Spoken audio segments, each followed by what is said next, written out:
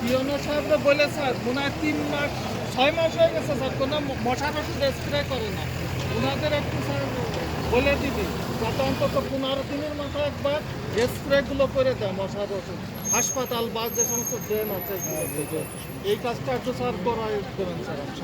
পৌরসভার দায়িত্ব না? পৌরসভার দায়িত্ব স্যার ওই পিওনো সাহেবরে বললে উনি বলে দিবে আর কি, প্রতি 15 দিন পর পর স্প্রে করে দেবে অতিরিক্ত মশা ড্রেনগুলো। আগে এক সময় করতো, পরবর্তীতে এসে কেমন এখন বন্ধ হয়ে গেছে। এই বছর টোটালি স্প্রে করতে দেখি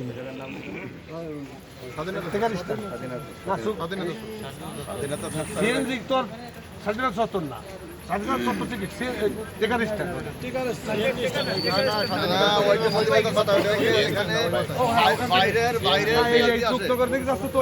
বাইরের সিএনজি যারা আছে প্রত্যেক বাইরে থাকে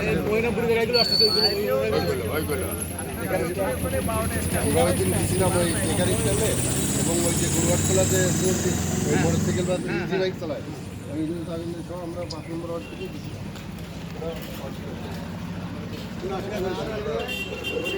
ভিডিও করে রাখেন, একটা ভিডিও উঠাই নেন, সকালে একটা ভিডিও করে উঠাই নেন, তাহলে কট হয়ে যাবে, কমন করতে পারবে না। আমরা যে আপত্তি দিই এটা অনেকগুলো একটা বাদ দেওয়া সব একটা ভিডিও করতে পারলে কমন করতে পারবে।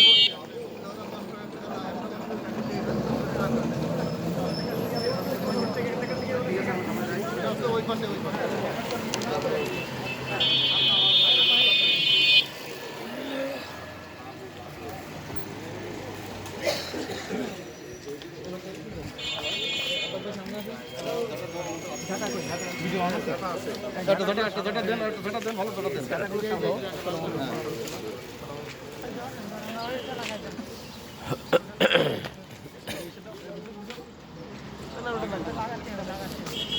গাড়ি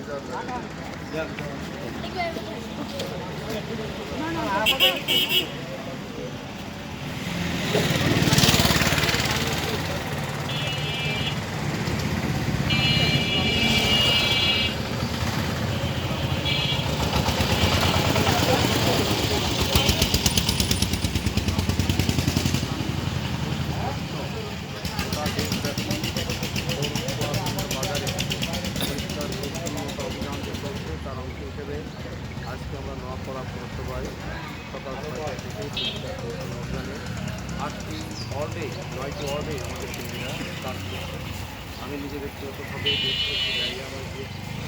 আমাদের কর্মীরা ছোটো জায়গায় ময়লা আবর্জনা পরিষ্কার করে বনসাই করে রাস্তাঘাট ক্লিয়ার করেছে। অনেক জায়গায় আসলে ময়লা পুড়িয়ে দেওয়া হয়েছে। আমাদের কর্মীরা কাজ করছে। ওই থেকে আমরা দেখতে পাচ্ছি পৌরসভার বিভিন্ন জায়গায় গিয়ে মশার প্রাদুর্ভাব মশার মানে ব্যাপক উপদ্রব আছে, যার ফলে জনগণ কষ্ট পাচ্ছে। জনগণের আশা এবং আশঙ্কা প্রত্যাশা যে পৌরসভাটি সে যাতে মশার কামড়ে তারা কষ্ট না পায় তার জন্য পৌরসভা মশার বিধানের জন্য একটি অভিযান চালানো উচিত। সাথে সাথে এখানে যে সমস্ত টিকার বা সিএনজি বা ইজি বাইক যে স্ট্যান্ডগুলো আছে, আমরা একটা স্ট্যান্ডে দেখেছি আমাদের স্বাধীনতা চত্বরের পাশে সুতনগরের দিকে যে সিএনজিটা যায়, সেই সিএনজিটা 50 সিএনজির কাছ থেকে 50,000 টাকা কালেকশন করা হয়। এখন দেখছি প্লাস্টিক করে তারা কিন্তু চাঁদা নেয়, যেটা অত্যন্ত অমানবিক এবং যেটা আইনের দৃষ্টিতে অবৈধ।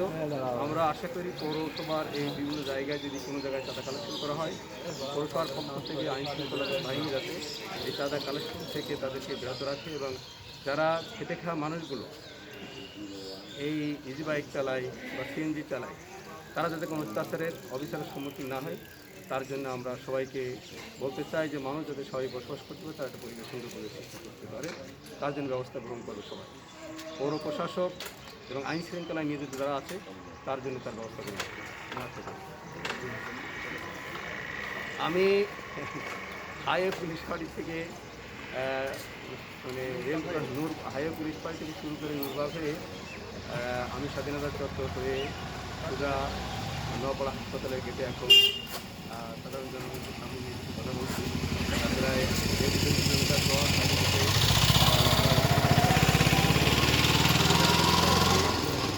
যারা পরিশ্রম করে আমি দেখতে পেয়েছি তারা কাজ করে।